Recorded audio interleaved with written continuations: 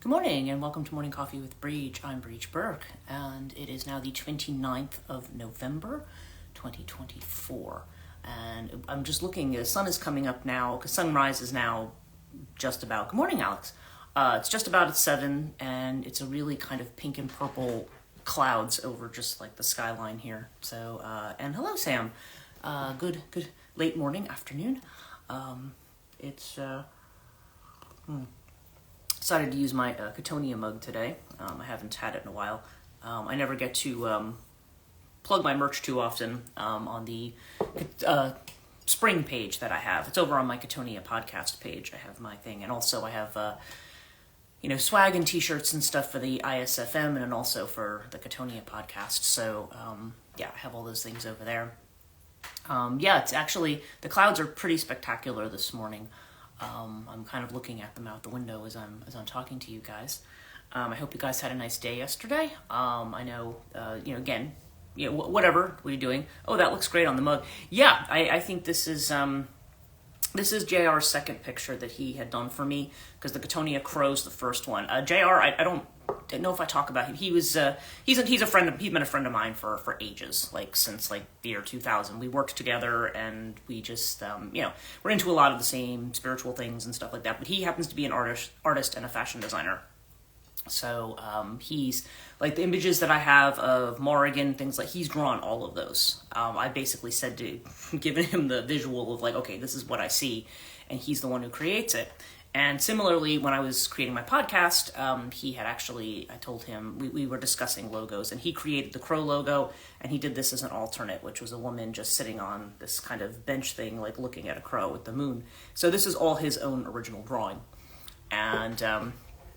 And he's given it to me. Now, I've never sold enough of it to anybody, because otherwise, if I sold a lot, I would want to share even though he said, "Oh no, it's yours, you keep it." I would love to share the profits with him on that. But yeah, he's extraordinarily talented, and a lot of his artwork, his hats and his accessories and things. He designs shirts that. Anytime I've gone anywhere with him, if he's worn a shirt that he's designed, people stop him like, it doesn't matter where you are. He could be in Beverly Hills. I mean, I wasn't with him then, but we were up in Salem once, and people just stop and go, "Where did you get that?"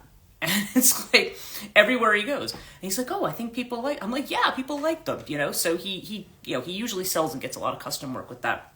But he also does hats and things, and a lot of them are like in Vogue and Harper's Bazaar and places like that. He gets calls a lot from stylists and editorial staff wanting his stuff.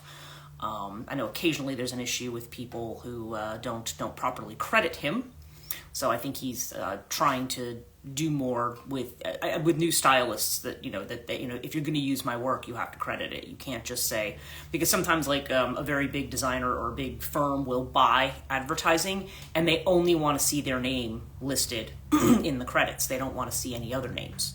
So that becomes a problem. And in addition to some other problems, but in any case, most time, I would say probably the majority of the time, it's not an issue. His stuff's in there and it's credited to him. So, but that's So anyway, that's the story of this logo. And wow, the clouds look almost like they're little fiery like waves right now. It's kind of. I wish I could turn this around adequately. Like if I did, you're just going to get this reflection on the window. So. We are starting to get darker, so probably at some point I'm going to have to move this live stream a little bit later. I've been trying to keep it at this time because I know this works for Suda usually when she can pop on. Although this is Friday. This is Black Friday. Yeah, this is everybody's big sales day or whatever. And my Black Friday sale is that I'm offering $20 off readings if people want to buy a gift card for one of my readings.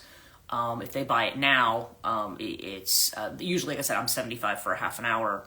It's still the gift card will be valued at $75, but the right now you only pay $55. So if that was something, if somebody wanted to gift it to themselves, or if they wanted to gift it to somebody else, that's going to be there through Monday, I think, and then I'm going to switch it back to 75 because I had the thing, and also my books are still on sale. I think through the end of next week. They're $5 a piece, with plus $5 shipping within the USA. So that's So that's what I'm trying to catch up with all of that stuff. And Sam, I have an email I want to send to you. I wanted to reply to the email you sent me the other day. I just haven't had with Thanksgiving yesterday. It was quite busy, but it's, I don't know. I'm just I think I slept really good last night because I don't remember a whole lot, so I'm pretty sure I slept good. And it was okay. So I woke up this morning and I did my meditation, and then when I started doing my talking with my guides, no problem. I'm here. Awesome. Yes, thank you. I appreciate that. I do have a client this morning at 11, and I have to. I'm not normally. I try to get the whole house clean before my clients come in, and I'm like, it's. I mean, not that my house is dirty, but it's just like it's not going to happen today. The full clean's not going to happen. So I always just like to make sure like the bathroom's fully clean and that the kitchen's fully clean and all that kind of stuff when people come in, and that the room where I do my my healing work is actually respectable. It's that it's not nothing's covered in dust or anything like that, and usually it's not. But I was thinking and then tomorrow I have. I'm almost at the end of my intuitive development classes for up in Milford. So I have one tomorrow afternoon that I'm doing. And then Sunday, that's the event that I'm doing with Melissa, A Little Touch of Sunshine. That's for her thing. And she has two accounts. She has A Little Touch of Sunshine and How Aura You, like how, instead of How Are You, How A-U-R-A, Aura You, with the letter U. Which is kind of cute, but because for her aura photography and things like that she does. So we are doing an event here in New Jersey where I'm going to be doing like 15-minute readings. We have everybody's like pre-booked, and I wish I was in New Jersey. That sounds like it's going to be a cool event. Yeah, I know, and I'm telling it to you guys, and I know you guys are not like anywhere near New Jersey right now, so it's it's which kind of sucks, but. I know Suda's going to be there. My client that I'm having today, she's planning on being there. And then some others who have been on the calls with us who are in New Jersey are going to be there too. So, yeah, we'll see how this goes. I have to talk to Melissa about what time she wants me to meet her there. Because it's not terribly far. It's funny, when I say nothing's far from my house, most of the time when I say it's not far, I mean it's 30 minutes, because where I live it's not really close to anything. So I mean, I guess there is a grocery store up the street, but even neither direction, I mean, you're talking like a minimum of 10 minutes and probably a maximum of 30 to get to these places. So that's about 30 minutes for me, but it's on my route. It's not a place I'm uncomfortable going to. So so I'm realizing I have a busy weekend, and I have a huge dumpster outside. And when I got picked up for Thanksgiving by my brother-in-law, my mom was there, and he's like, oh yeah, nice dumpster. I was like, yeah, thanks. So we were talking about it and a little bit, and my mom says, well, what do you have a dumpster for? And I was like, anyway, changing the subject, because the subject of me moving is not something that I am going to discuss with her. But this house will be a lot emptier by the end of next week. I'm probably going to have to keep the dumpster an extra couple of days, just because I forgot that I have all this stuff going on this weekend. I'm like, I'm not going to have time this weekend to do things. Plus, I prefer to do things when my neighbors are at work, because they always tend to like kind of peek out their window. Everybody wants to know what everybody else is doing, because it's small time. Hello, Melissa. Good morning. We were just talking about our event on Sunday. So yeah, I'll touch base with you on that about what time you want me to show up and everything, and helping you get set up for, how we're going to set up for it and everything like that. But we'll talk about that. Sorry I'm late. Oh, don't worry about it. It's a live stream. Everybody just kind of comes in when they come in, and so I was just filling everybody in on the events of the weekend, and watching this really, I'm just kind of watching it out of the corner of my eye, this really beautiful, amazingly fiery sunrise, given the fact that it seems like it's, I don't know, is it mostly cloudy out? It's hard to tell. But yeah, so we've got this, so I've got some things to do today. Like I said, I have a client this morning, and I think I'll have to do a chart too. So yeah, I gotta make sure I have that put together. But yeah, so this afternoon, I'm trying to catch up on some things, my housework, stuff like that. And then Monday's probably going to be a big day. I know I usually live stream here, and then I live stream at Katonia. It's not a week that I have to produce a podcast, so we'll see how that goes. But Monday's probably just going to be ripping everything apart, and by Tuesday or Wednesday, I'll probably be bringing everything that I'm going to donate over to Habitat for Humanity, because they have the donation thing about 10 minutes from my house. So I'm going to go drop a lot of stuff off there. I'm going to have to be filling my car up, but I can't do that on the weekend because I'm traveling to Milford, then I'll be going to Chester, so I don't want a car full of stuff. So we'll see how that goes.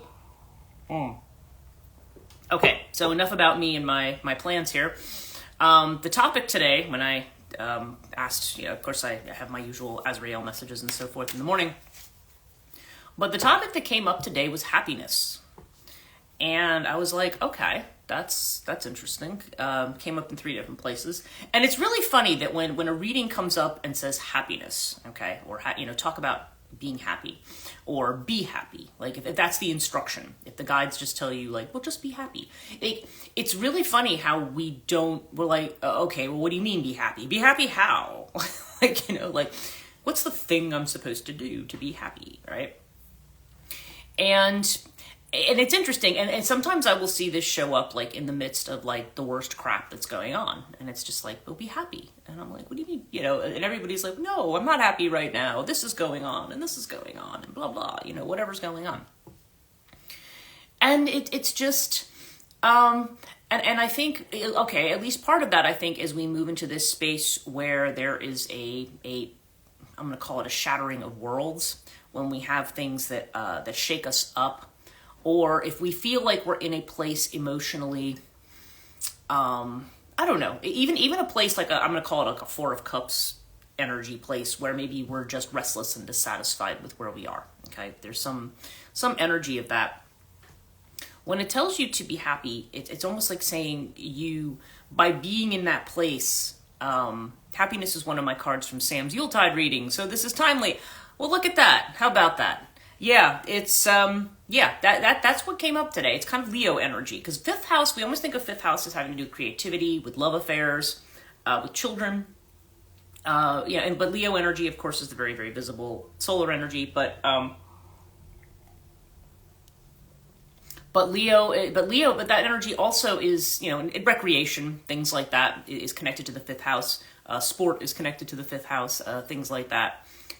Things that we kind of associate. And you think about Leo as being like a connection to the Strength card, for instance, or the Sun card in the tarot. You can see all those qualities that are in there. But the Sun is what? The card of happiness, right? So Leo energy is what keeps coming up. It's the idea of, no, you want to be happy. You want to focus on your happiness. And it was kind of reminding me of something I saw the other day. And it was an Alan Watts thing, where he was just talking about where we're always looking for, well, I'll be happy one day when these 5 things are in order, or whatever, or oh, if I wasn't dealing with this thing, I'd be happy. And I think the key is to just be happy regardless. And again, if we're going through something that's really difficult. Okay, if we're going through something that's very challenging for us, feeling happy may be hard, or being happy with where we are might be a hard thing, because and it almost and again, if it involves another person or an issue with another person, it almost feels disrespectful to be happy, right? Well, there's this suffering going on, I can't be happy, but I don't think when we say happy that like we're necessarily means that we're like, jumping up and down and turning cartwheels, that doesn't, happiness, kind of like love. It's a rather difficult word to define, I think. I mean, you guys can tell me what your thoughts are on what that word might mean to you. But I think also when I think of being happy, I feel like, okay, there's a type of happiness that we have, like when we get, say, unexpected good news, like, hey, you got the job, you got the raise, you got, the new baby was just born, if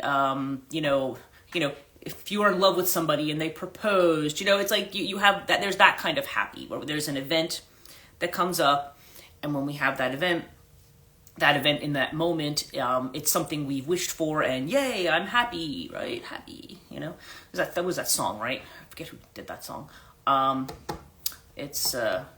But anyway, yeah. We don't want to get it in anybody's head. But it's, but happiness is something. I think if it's going to be real happiness, okay, Alex is saying here, I think happiness used to be the new things, the events, the good times. Happiness now represents something more internal, a contentment with myself. Yeah, right.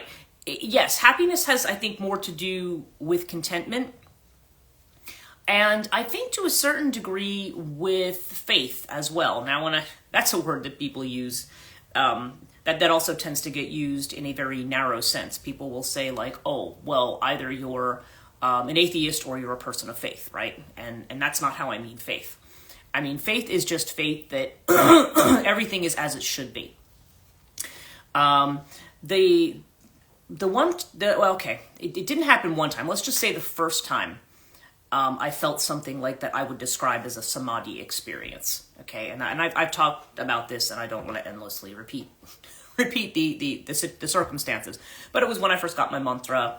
I had gone on a lunch break from work, walking the labyrinth, still feeling mentally distracted, frustrated, and then when I, complained to my guru kind of internally that I didn't understand what the point of meditation or anything was, because it just seems like we're still in the circle of frustration all the time, and anxiety, and even in places where it's like you have time set aside for quiet, it doesn't happen.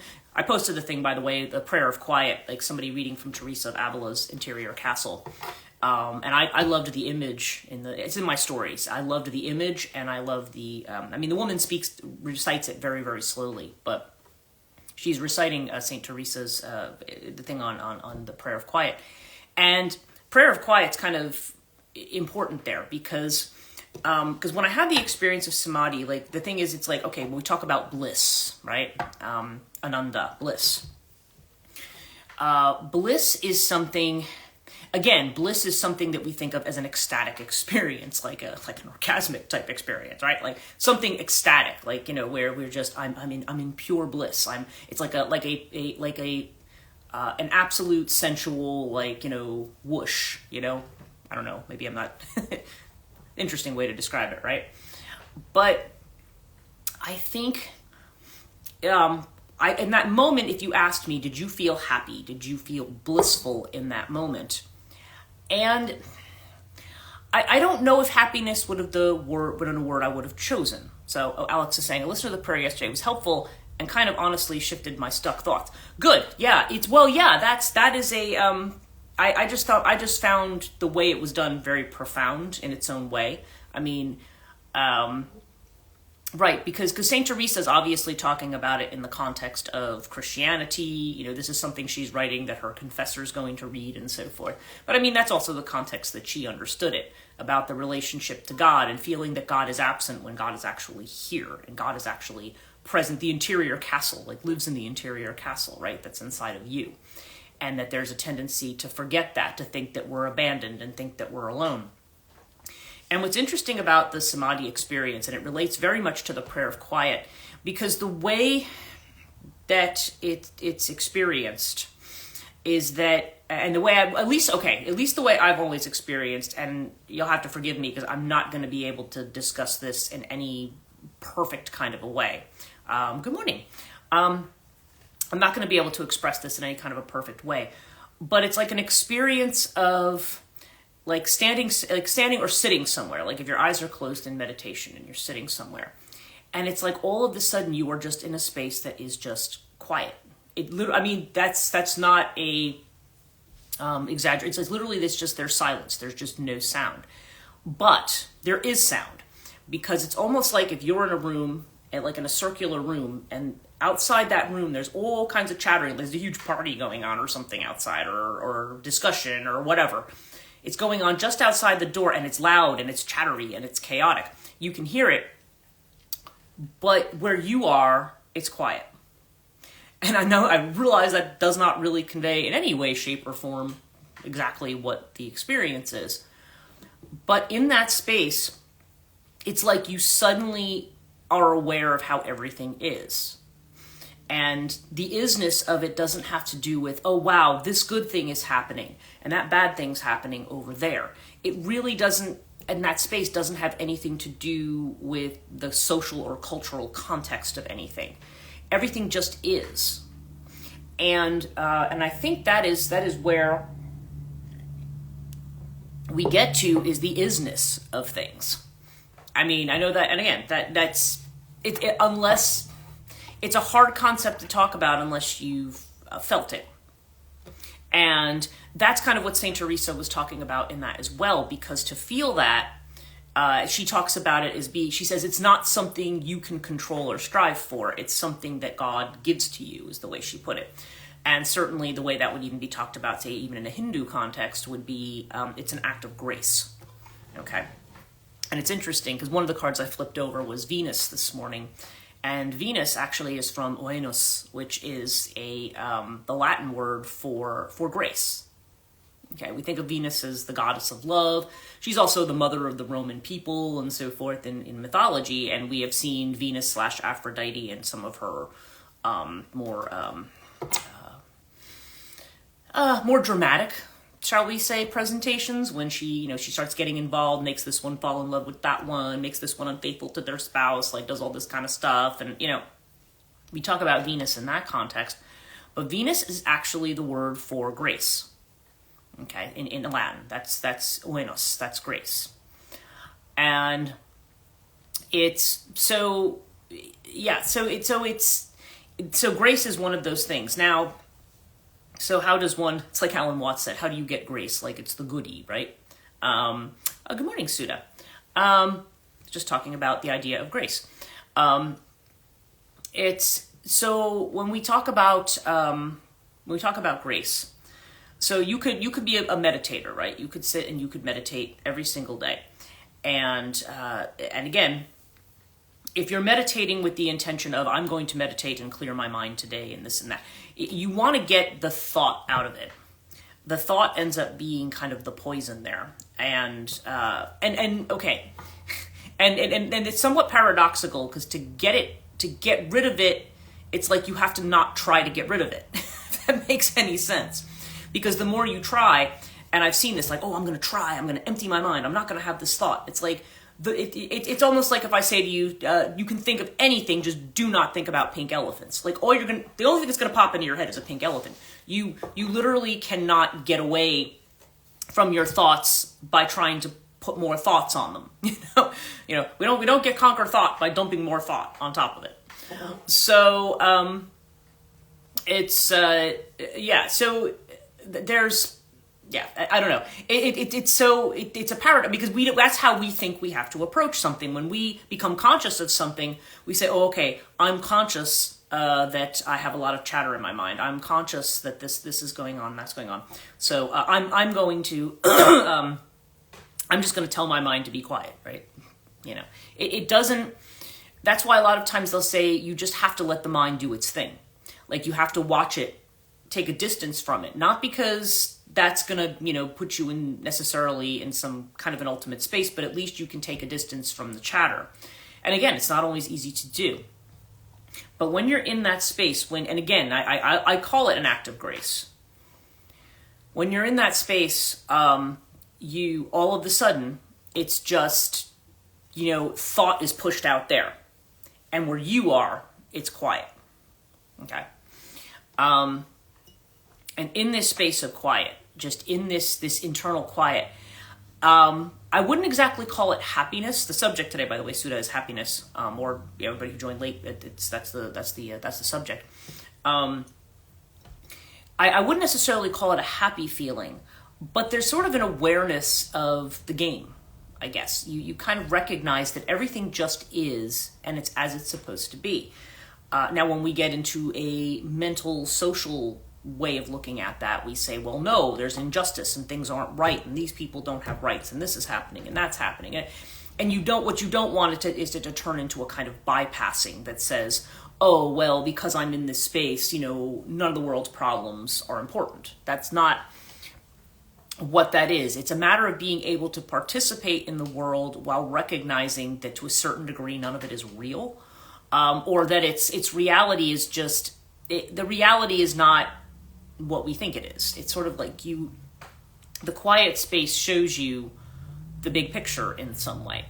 And again, I'm not describing it properly because, and apparently nobody else can. I guess maybe some of the poets can describe it, better than I can. I don't know. But it's not somebody, even then, it's just, as soon as you start talking about it, it's kind of not it. So, but it's just something that when you meditate, and again, part of the reason, I don't want to beat this to death, but the part of the reason that I mention I am a lot is because that is the one technique that I find that if you do that regularly, and again, when you do it, I know some of you are looking to learn it and everything. You're not going to do it perfectly the first time. I mean, you might do it really well, like the first time you do it, because you're so into it, right? And then as time goes on, when you have to get up for work and stuff, and there's different disruptions, it might be more like you feel like, okay, I'm doing it, but I'm thinking about my day and blah blah blah blah blah while I'm meditating, and that's normal.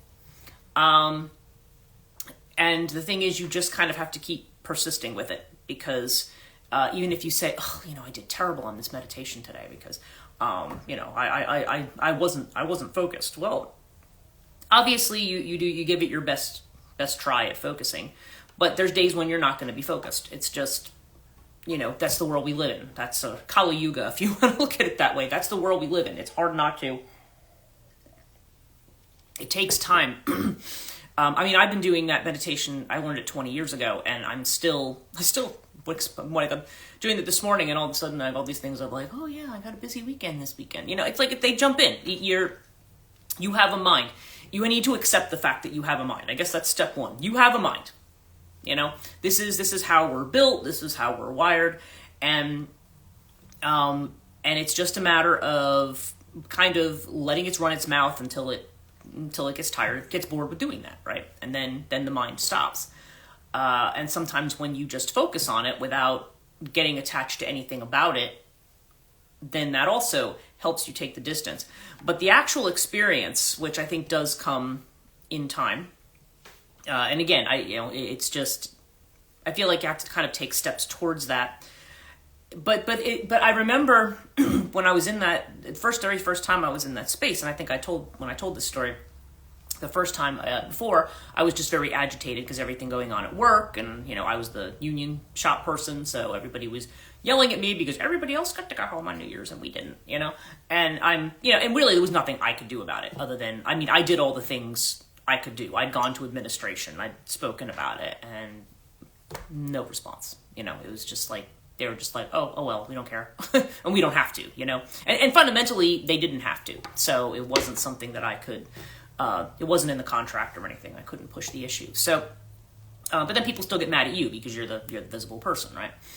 So, so in any case, it was, but when I came back after having that experience, it was like, I don't know, things just felt different. And it was like, I felt like when people were talking to me, I remember, because there was just something, I don't know what changed about me, because obviously, it's like anything. Unless you're looking in a mirror, you don't see what you look like.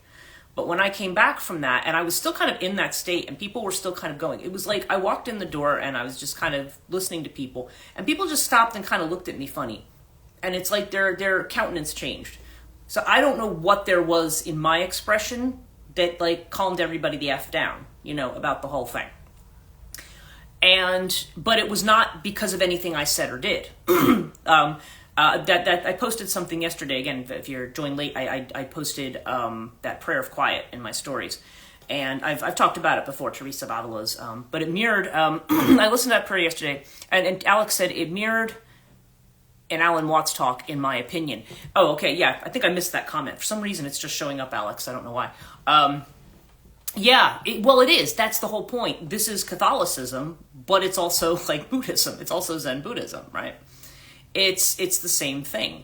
And when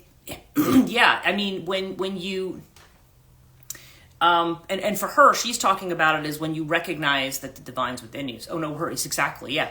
That the divine is within you, then it's like, why are you reaching for anything else? But she says it's not a matter of trying, and it's not a matter of doing. It's not, or even a matter of I'm gonna think about it to death. It's like you have to let it happen, and you have to get out of your own way and let it happen. And that's the hardest thing to do, because us we're very active go-getter types. Like, no, okay, all right, I'm gonna do this thing, and these are the steps I need to take to do this thing. So what is it when there's a thing that you're looking to do, but you have to do it without doing it. You know, it's very strange kind of a concept for the mind. But this is why I always say it's like, trying to let the mind loosen its grip. And in any case, the thing that I think that has to do with happiness is because when the mind gets less involved in outcomes, when we manage to loosen the grip, at least to a degree, that we just flow whatever comes next. And it's not a matter of, oh, this is happening, so therefore this bad thing's going to happen next. And then it's going to be an avalanche of bad things or whatever. Or, well, yeah, this is fine. And it's funny because there's a lot of people sometimes who will feel that way. They'll feel anxious and restless. And then they'll be like, well, and so if you say, oh, okay, well, what's going on in your life that's doing that? And they're like, well, I don't know. Everything's actually fine. Like my job is fine. My family's fine. This is fine. You might find that one little thing. Sometimes it's something from the past that manages to come up. And sometimes also in that quiet space, this is why a lot of times you will see people who are on a spiritual path, maybe even if they do meditate regularly, you might go and these people might seem very agitated a lot of the times. And you might think, well, yeah, great spiritual path you're on, right? But the thing is, being on that spiritual path is actually, it actually is going to cause a level of agitation because now you're in that quiet space and all of that agitation is suddenly going to become louder until you can kind of get to that space of quiet. So I guess the point being is that getting to happiness, whatever that is, if we're thinking about happiness as we talk about the highs and the lows, if we think about happiness as a kind of a high, then that's something that, there'll be moments when we have that and moments when we don't. And I think when we're really talking about fundamental internal happiness, it's not really about any of those things. It's not about, I don't know, you just kind of flow into things. It's kind of like if you were driving somewhere and then you're like, oh, this road doesn't go anywhere. Okay, I'm going to go down this road now. Like if you were taking a leisurely drive, right? Not with your GPS set with an intention, right? You're just like, well, I'm just going to go around and see, have a serendipitous drive around, see where I'm going to go, right?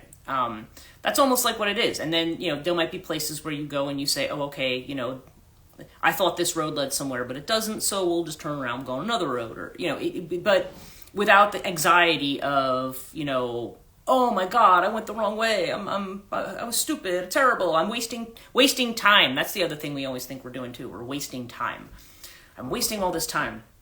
It's like what I always think about when I see people like rushing off to work in their car. And I'm like, I don't know, maybe some people are legitimately late for work, but I'm like, a lot of times people are just in a hurry to go nowhere. They're just, and then they'll do dangerous stuff because it's very urgent that like I get to the grocery store in, 7 minutes instead of 10 minutes, whatever. It's just, because part of this process too of coming to that stillness is slowing down. We see the slowing down card. There's our Joanne's turtle friend, right? It's slowing down, and that's part of awareness too. Like that's what I find myself doing. I'll get off this live stream, and the more I'm talking about it here, I'm thinking about it, and I'll go downstairs and I'll make breakfast. And a lot of times I make breakfast, and I'm eating breakfast while I'm doing 20 other things, and then I'm like, no, just sit down and focus on what you're doing, and don't try to like, I'm still on that, it's sort of like my body's still on that 14-hour a day schedule that was like, okay, quit, grab something really quick as you run out the door so you can get to the university to teach your first class, and then you got to dash back, and you're going to eat something really quick at your desk until you go down and heat something up because you've got exactly 20 minutes before you've got to leave to go to your classes at night.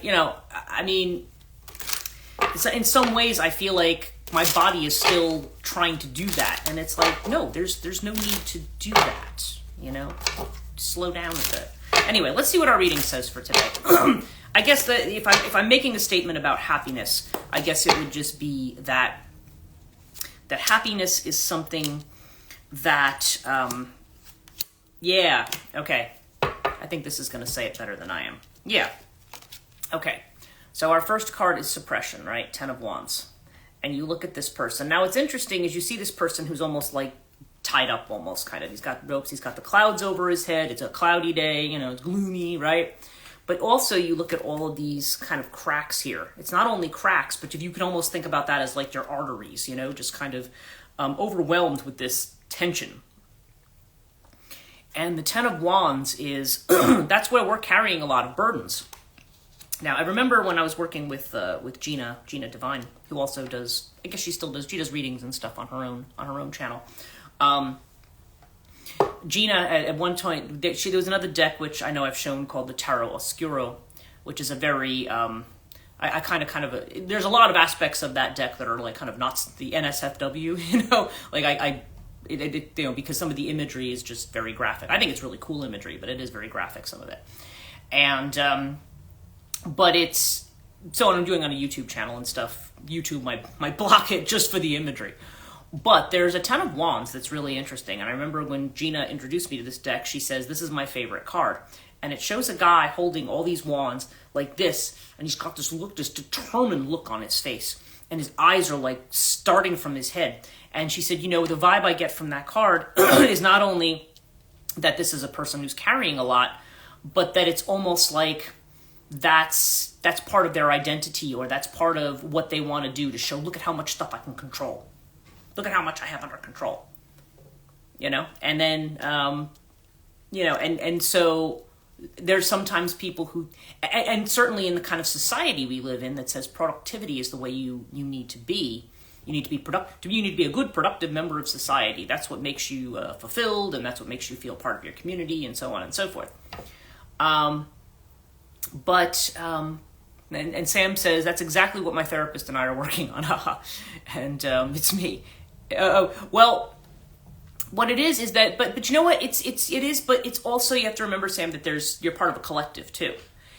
And we feel the pressure of the collective. I could sit here in this room and individually say, okay, I know that this is the thing. I could walk out, and especially if you're anybody with any kind of empathy or sensitivity, and if what you're feeling doesn't seem to reflect what's going on externally, it almost feels like there's a divide there. And sometimes you can pick up the things around you like a sponge, like they kind of, you know, come in and out. And so, yeah. And so we feel, and especially if you're trying to legitimately follow your own path, it's very, very hard to, when you're around people who are not, okay, then you almost feel like, it can give you almost a sense of self-doubt, like, you know, oh, am I doing it right? But the inner feeling of which we're unaware here is the conditioning card, okay? So again, I always say you're a lion, not a sheep, right? I've said this, you know, dozens of times. That's kind of the story of this card. This lion who lives with sheep thinks he's a sheep until another lion takes him and says, oh, look at your reflection. You're a lion. You're not a sheep, okay? So what do sheep do? Now, sheep can represent the bigger social order, and we tend to look at that as a negative thing, right? But, but, you know, sheep can be very peaceful too, you know, and sheep are actually kind of nice. You know, you walk into a field of sheep, they kind of look at you and they just kind of wander off, you know. You know, they don't come up and like bother you, generally speaking. So but if you're a lion, then you know, you have a different kind. We're talking about Leo energy again, right? There's the lion among the sheep. There's that presence that's there, and Leo, of course, is that happiness energy. So you're not happy when you're just going along with what you think everybody else wants you to do. You know. On the other hand, the fact that if we feel that other people kind of had some tacit, and sometimes people don't necessarily disapprove of us. Probably most people aren't bothered by what we're doing one way or the other. But our own doubts about it often get reflected on other people, and we say, oh, that person's looking at me this way or that way, or they, you know, whatever. Or, you know, but oftentimes it probably has nothing. I mean, they could be going through something. Probably doesn't have anything to do with you. Most of the time, I think most people, like if you think about yourself, if you walk through like a grocery store or you go somewhere, I mean, how much are you looking around thinking about judging other people around you? I mean, you know, if somebody does that, then they have a different kind of a problem, right? But how many people do that, right? Now, this is what I was going to get to about happiness. The external feeling of which we are aware is ordinariness, okay? And this is the Eight of Pentacles in this deck. And it's funny, remember I told you I had that dream about the eights? Ordinariness. Just doing regular stuff. Just doing regular stuff. We're in a world where we're just doing regular stuff. We're not trying to be Superman. We're not trying to be anything extraordinary. We're just doing our thing. And happiness is often found in just very attentively being ordinary, right? Attentively being ordinary and coming at it from this point of view of innocence. Again, Leo energy, not the sun. I was talking about the sun card. And so what is the essence of the sun? Innocence. You know, this is an old man who's looking at a grasshopper. Yes, I've been so in that mundane Virgo working mode is what Alex is saying. Yeah, and you just kind of do your work. I always used to, consider my job a kind of a meditation, but it's nice. Yeah, exactly. It's kind of a meditation. You just go, like you make your coffee, your tea, whatever. You just sit down and you just get into your work. You get into the flow of your work. And then when it's done, you get into the flow of something else, just being ordinary. And with innocence, it's not like you're walking in going, oh God, this is happening today, and that means this is going to happen, and that's going to happen, and blah, blah, blah. But when you just kind of allow yourself to flow into something and flow into one thing and focus your attention one thing at a time, then of course you're able to see possibilities, okay? This is the Two of Wands. This is the eagle flying above. And to a certain degree, I mean, the Two of Wands is kind of a crossroads card, but it's when you're just being ordinary that, and not trying to think ahead, not trying to do something outside of where you are, that the possibilities start to open up to you. Because you will find, the flow of thoughts in your head can be something that is helpful to you, if you just allow it. Because I have found that when I have just said, okay, I'm going to stop ruminating on something and analyzing it and dissecting it to death and just get on with what it is I have to do, as I watch the thoughts pass through my head, suddenly the thought that I'm looking for, or the answer to my question or my problem, just suddenly kind of pops in. People will say that, be like, yeah, it didn't pop in. I wasn't sitting down trying to write. I was in the shower, or I was driving to work, or, I was cooking dinner, or whatever it was. That's when these things pop in, right?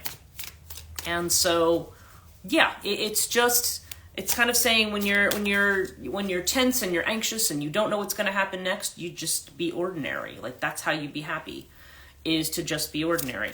We think it's the extraordinary things that are going to make us happy, but happiness is more, kind of like you said earlier, Alex, it's more of it's an internal state, but it's an internal state that gets reflected then in the external world. And so it's like we create the happiness around us in that way. Now, again, I also feel like this is not just about what emotion you're feeling, because now this may sound weird, but I think you can even be happy when you're sad. You know what I mean? You can just, it's like, okay, you're allowing the heart to, just like you allow the mind to think what it's going to think, you allow the heart to feel what it's going to feel. And you just kind of flow with that. It's when the mind takes over and starts trying to interpret what the heart is doing, that sometimes we can get ourselves in a tangle. And Alex is saying, agreed here. Yeah, it's, let's see, I pulled a couple of the essential oil cards, or a couple flew out anyway. The first one is sandalwood oil. And our keyword here is awareness, what I literally just said. The trigger statement is, I never get what I want. The true statement is, I'm a powerful creator. Listen to your inner voice, release ideas of the outcome you wish to see, and trust that you are aligned with the universe. Literally, what I was just saying. You just be ordinary and just be alive. Yeah, it's almost like you're tuning into the right frequency. And when we're always focused that when we are never satisfied with where we are, even it's always going to be imperfect. There's always going to be something about our current state. You could win $1 million, you could become a multimillionaire tomorrow, and you know what? There's going to be other problems to deal with. Things are just not going to be solved, or like all your relationships could be repaired tomorrow, and somehow there's still going to be something that's not solved, And so if you want to be happy, you have to be happy now. You can't say, well, this is some elusive thing once these preconditions are met, right? Our next card is Vetiver. And the keyword here is reconnect. And it says, the trigger statement is, I need to escape. The true statement is, I am present. It says, the root of the issue for you will make itself known. Be open to the information you receive from your body, mind, and the environment. Yeah, so exactly. When you are present, when you're not trying, and that's the thing too, a lot of times we're just trying to escape. We don't like where we are, so we want to be somewhere else. It's like if you're just where you are, then and it's a matter of trust too. That's where the faith factor comes in. When I say faith, I don't mean faith in a religion or anything like that. It's just faith that, okay, you know, that the solution to whatever puzzle is in front of me is going to turn up. And that's not always easy. And I find that can be a hard time too, even when I'm doing coaching and stuff. When if you say that to people, they're just like, but I want you to give me an answer now. I'm like, well, I'm not here to give you an answer, really. I'm just here to help you, you know, clarify where you are on the path. I'm not here to make the path for you, but I'm here to clarify. And a lot of times, yeah, I mean, those statements, when somebody's in an agitated mental state, it doesn't help. They're just kind of like, well, okay, you know. But again, but there's a need to almost stop, take a deep breath, and just do something ordinary, you know. And Alex says, I've been seeing a meme that had a joke about if I see 1111 on the microwave, it'll all be okay, right? Yeah, right. Back to the angel numbers and stuff. It's funny too because I was saying, you know, 333-444, and I said depending on whether you're a Thelemite or a believing in angel numbers. And honestly, I think it touches on what you're saying in a funny way.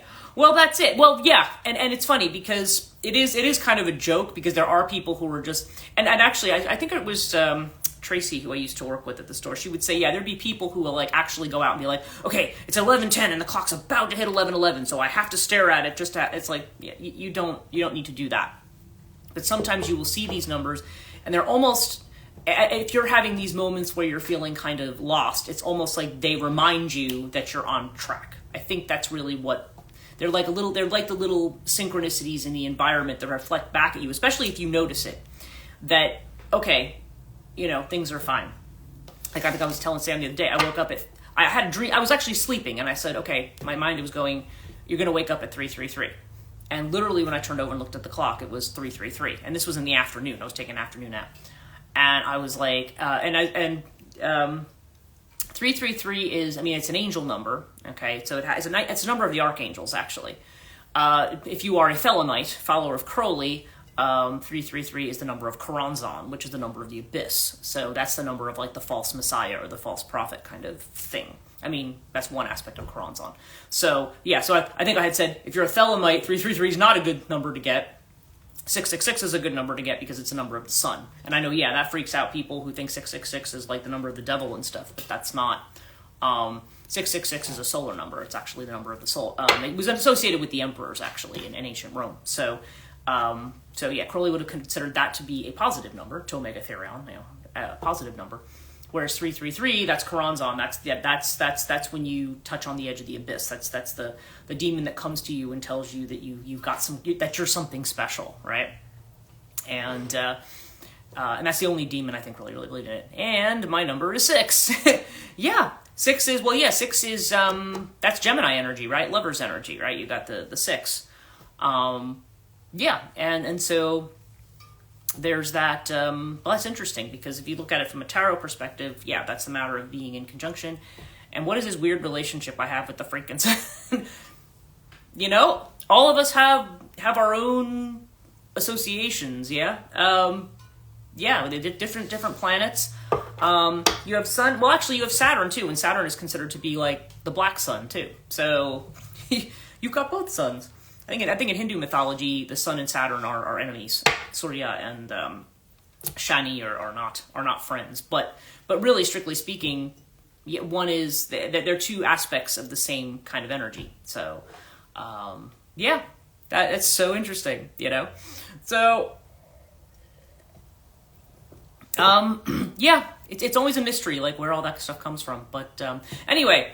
I'm going to let you guys go. It's 10:08. Thank you guys so much for joining me this morning. I was just going to say Saturn and Sun thing. You were going to say, yep. Yeah, you saw it. You noticed the same thing I did. Yeah. So anyway, I am going to let you guys go. Tomorrow's Saturday. I will be on tomorrow morning. And then Sunday I'll probably be on quickly before I do the event in Chester. Oh, yeah. Thanks. Have a great day. You guys too. And yeah, enjoy your Friday. Thank you. Yes, TGI Friday, exactly, Melissa. Love to everybody, and I will, I'll be back tomorrow morning. So have a good if you're off today, have a great Black Friday off. Don't know that you want to go to malls or anything, but anyway, have a good day.